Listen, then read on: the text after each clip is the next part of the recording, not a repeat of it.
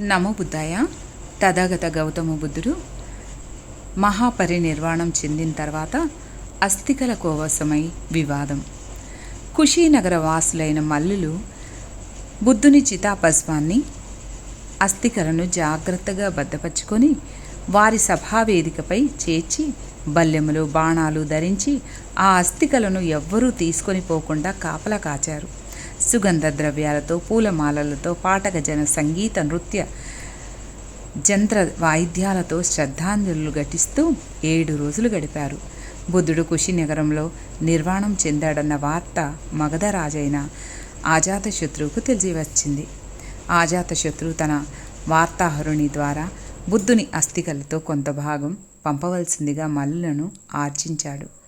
వైశాల్యులైన భిక్షువులు, కపిలవస్తువుకు చెందిన శాక్యులు, అర్ధకప్పకు చెందిన బలీయులు, రామగామానికి చెందిన కొలియులు, పాపవాసులైన మల్లులు కూడా అస్థికల కోసమై తన ఆధీనుల్ని పంపారు. వీరదీపవాసి అయిన బ్రాహ్మణుడు సైతం అస్థికలకై పంపాడు. ఇలా పలు ప్రాంతాల నుండి తథాగతుని అస్థికల కోసమై వస్తుండడంపై కుషీనగరవాసులైన మల్లులు బుద్ధుడు మా గ్రామంలో తనువు చాలించాడు. ఆయన అస్థికలకు ఎవ్వరికీ ఇవ్వము, అవి మాకే చెందుతాయి అన్నారు. అస్థికల కోసమై ఉత్పన్నమైన వివాదం తీవ్ర స్థాయికి చేరడంతో ద్రోణుడను బ్రాహ్మణుడు జోక్యం కల్పించుకొని, ఓ గౌరవనీయులైరా, నా మాట వినండంటూ ఇలా చెప్పాడు. సహనశీలత చాలా ముఖ్యమని బుద్ధుడు బోధించాడు.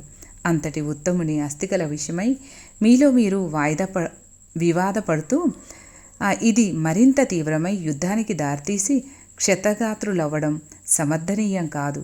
అందరూ ఐక్యమై మిత్రభావంతో ఈ అస్థికలను 8 భాగాలుగా విభజిస్తాం. అవి పలు దిక్కులకు విస్తరించి అక్కడ స్తూపాలు నిర్మింపబడి భగవానునికి నివాళులు అర్పించేలా చేద్దాం. ఆ ప్రాతిపదికన కుషీనగర వాసులైన మల్లులు అంగీకరిస్తూ, అలాగైతే ఓ బ్రాహ్మణ, మీరే ఆ బాధ్యత వహించి అస్థికల్ని 8 భాగాలుగా విభజించండి అన్నారు.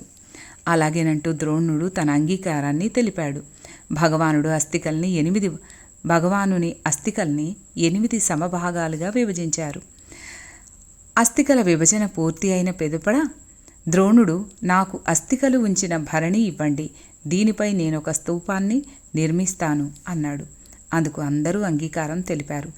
ఆ విధంగా బుద్ధుని అస్థికల విభజన సమస్య పరిష్కారమై వివాదం సమసి శాంతి నెలకొన్నది.